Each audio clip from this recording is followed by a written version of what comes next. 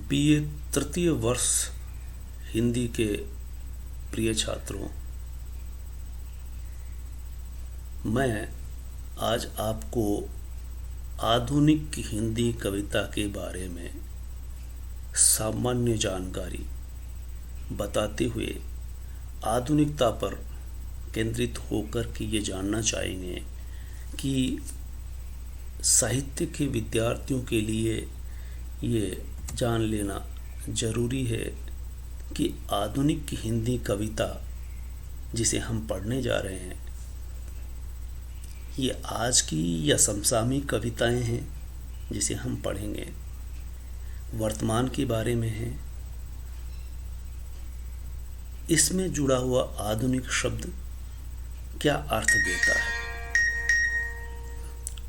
हम आधुनिकता पर केंद्रित होकर के ये समझने का प्रयास करेंगे कि जिसे हम आधुनिक होना कहते हैं या जिस व्यक्ति को हम आधुनिक कहते हैं या जिस बात को, जिस विषय को, जिस दौर को या जिस समाज को हम आधुनिक कहते हैं।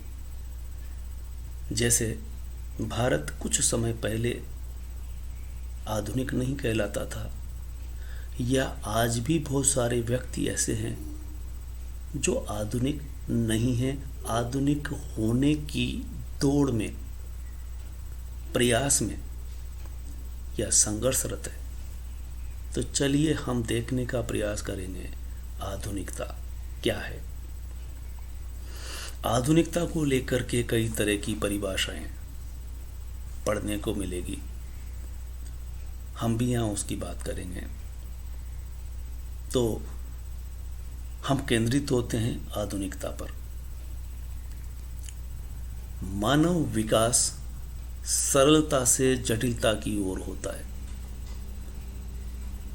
यानी जब मनुष्य का आविर्भाव हुआ तब वो शुरुआती दौर में था। आज वो जहाँ पहुँचा है इसे हम यूँ कह सकते हैं कि वो दौर कितना सरल था और आज का दौर कितना जटिल है। लेकिन हम किसे आधुनिक कहेंगे, सहज ही तरीके से समझ सकते हैं कि पहली ही लाइन हमें ये बताती है कि आधुनिकता की दौड़, आधुनिक कहलाने के लिए जो व्यक्ति कोशिश कर रहा है वो एक तरह से जटिलता की ओर बढ़ रहा है। वो जितना जटिल होता जाएगा वो उतना आधुनिक कहलाएगा। लेकिन ऐसे कह देना एक तरह से ये एकांगी होगा। हम इसके कई पहलू हैं, कई तरह से इसे समझाया गया है। आगे चलते हैं।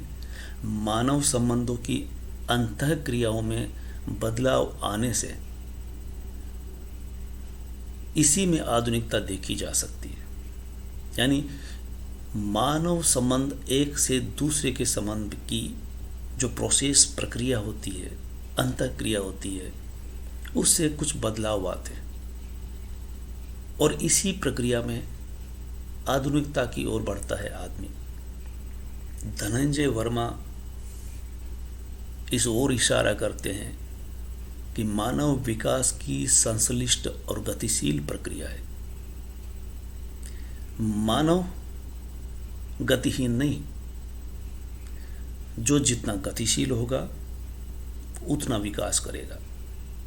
और गतिशीलता में संश्लिष्टता शामिल रहेगी। आप देखिए कि जहां हम सहमत होते हैं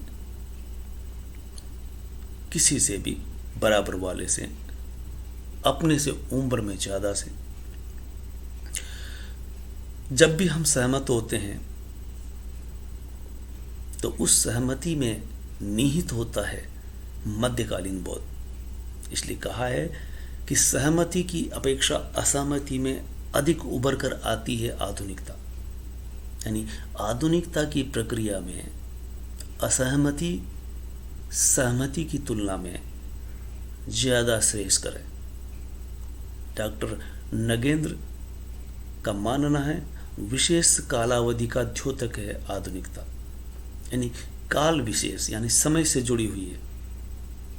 इस तरह से आधुनिकता एक प्रक्रिया है जो हमें काल और प्रक्रिया के तहत इस आधुनिकता तक लाती है। धर्मवीर भारती आधुनिकता के लिए शब्द देते हैं संकट बोध।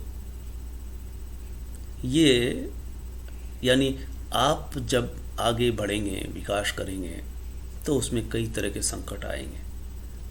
उन संकटों से आपको रूबरू होना पड़ेगा। डॉक्टर रघुवंश का मानना है असंप्रक्त यथार्थ दृष्टि से आंकते हैं, यानी ऐसी यथार्थ दृष्टि जो अध्ययन से ईजाद की जा सकती है।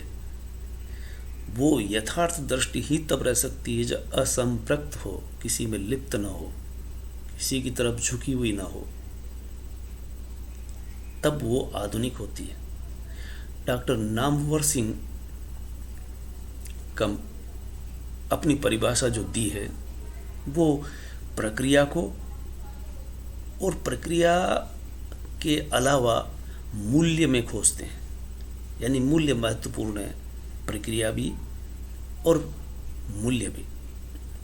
रामधारी सिंह दिनकर और भी सहज तरीके से समझाते हैं कि ये प्रक्रिया जो जीवन भर चलती है आदमी की जिंदगी में, वो प्रक्रिया हर आदमी की जिंदगी में अलग अलग तरह चलेगी। लेकिन जो अंधविश्वास से बाहर निकल आए, या ऐसी प्रक्रिया जो अंधविश्वास से बाहर निकाल ले, अंधविश्वास से बाहर ले आए, उस प्रक्रिया को हम आधुनिकता कहेंगे। तो इस तरह से एक पहलू ये उजागर होता है, आधुनिकता काल संबद्ध और काल से मुक्त भी होती है, यानी काल से जुड़ी हुई भी है, वो काल से मुक्त भी हो सकती है। किसी काल विशेष से जुड़ करके उसमें आबद्ध होना आधुनिकता नहीं है, उसे मुक्ति का प्रयास भी होना चाहिए। इस तरह से हम ये कहेंगे, कालवाचक अर्थ को हम वर्तमान से लें तो ज़्यादा ठीक होगा, यानी वर्तमान दौर जो आज़ादी के बाद से आरंभ होता है। आधुनिकता से आशय मध्यकालीन संस्कारों से मुक्त होना है, यानी हम शिक्षा के द्वारा मध्यकालीन बोध से बाहर आ सकते हैं। वर्तमान में परंपरा का अंश विद्यमान हो सकता है, ऐसा नहीं है कि परंपरा का विरोध ही आधुनिकता है, लेकिन बहुत सारी परंपराएं जो बहुत पहले चल रही थी आज भी चल रही है परिष्कृत रूप में। परंपराओं से एकदम मुक्ति इसमें निहित नहीं है, लेकिन परंपरा का विरोध ही नहीं, स्वीकार भी है। इसलिए वर्तमान को हम परंपरा से एकदम काट नहीं सकते, उसके सानिध्य में रह करके, समझ करके उसे निभा सकते हैं। आधुनिकता में रूढ़ियों के प्रति खुला विद्रोह होना चाहिए और नवीनता के प्रति आकर्षण, ये एक खास बात है। और इसी तरह की खासियत है पर्यावरण के प्रति सजगता बोध, आधुनिक मनुष्य की खास पहचान है। यानी पर्यावरण, अपने आसपास का एहसास सजगता के साथ होना चाहिए। ऐसा नहीं कोई होई नृप हमें कहानी, ये मध्यकालीन बोध है। ये एहसास कि सत्ता किसी के भी पास हो, सत्ता कुछ भी कर रही हो, हमें उससे कोई लेना देना नहीं, हम तो अपनी मौज में रहेंगे। हम आधुनिकता को लेकर के विचार कर रहे हैं, आधुनिकता से आशय क्या क्या हो सकते हैं। इन चंद परिभाषाओं के बाद और भी बहुत सारी परिभाषाएं हो सकती है। हम इनसे जो निष्कर्ष निकालते हैं वो समझने का प्रयास करते हैं कि हर व्यक्ति आधुनिक होना चाहता है, तो उसमें क्या चीज़ें होनी चाहिए या उसके विचार किस तरह के होने चाहिए। आप आगे बढ़ते हैं। मनुष्य अपने भाग्य का स्वयं निर्माता है, ये बोध उसमें है या नहीं? क्योंकि अधिकांश लोग ये मान करके चलते हैं कि भाग्य से होता है, जो कुछ मिलता है भाग्य से मिलता है। भाग्यवादिता आधुनिकता बोध की ओर इशारा नहीं करती, बल्कि ये होना चाहिए कर्म करेंगे और उसी से हम भाग्य स्वयं निर्मित करेंगे। इसी तरह से इसी से जुड़ी हुई बात है स्वर्ग नरक, इनमें विश्वास नहीं करता हो, इनके चक्कर में न पड़ता हो, इनसे मुक्त रहने वाला। मनुष्य में दिव्यता जैसा कुछ भी नहीं है। हकीकत में जैसे पशु, कोई भी जानवर, उसी तरह से मनुष्य भी उसी श्रेणी में है। उसके जन्म को कोई देवीय कारण नहीं हो सकता, वो मान करके चले। अधिकांश लोग अक्सर कहते हैं कि मेरा यहाँ आना होना फला देव की बदौलत है, और उसी में वो लिप्त रहता है, अक्सर याद करता है। ऐसा कोई जन्म के पीछे देवी नहीं, बायोलॉजिकल कारण है। अगर पति पत्नी न हो तो ये संभव नहीं। इन दोनों के मिलन से ये प्रक्रिया संपन्न होती है। और कहा गया है, अगर समाज की तरफ देखें तो बहुत ही हकीकत में बयां किया गया है कि पूरी समाज व्यवस्था चाहे किसी भी दौर की क्यों न हो, प्राचीन काल, मध्यकाल और ये वर्तमान दौर आ गया, शोषण पर टिकी हुई है। शोषण, एक वर्ग दूसरे वर्ग का शोषण करता हुआ दिखाई देता है। एक मनुष्य अधिक से अधिक हासिल करना चाहता है और वो दूसरे की बदौलत जो कमज़ोर है उसका शोषण करके। ये कब नहीं था, ये भी एक टिप्पणी आती है। और ये प्रक्रिया जब आगे बढ़ती है, इसे भी आधुनिक काल में शामिल किया जाता है। लेकिन ये एक टिप्पणी है कि इसे भी लोग ये कह सकते हैं कि ये भी आधुनिक दौर में एक आवश्यकता की तरह है, जबकि मानवीय मूल्य और सामाजिक मूल्य इसके खिलाफ जाते हैं। दूसरा बिंदु है, आप देखेंगे कि हम धीरे धीरे संबंधों में स्वार्थ देखने लगे हैं,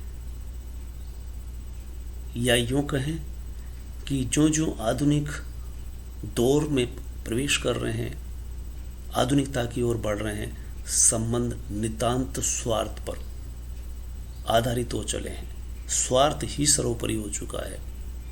आदमी अपने स्वार्थ से संचालित होता है।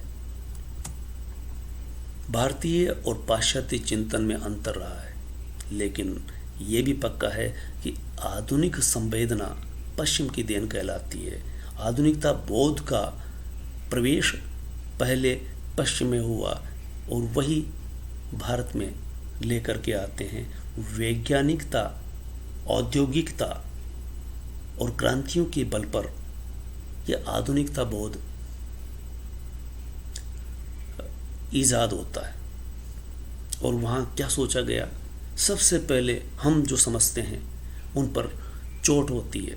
हम मान के चलते हैं ईश्वर सर्वोपरि है।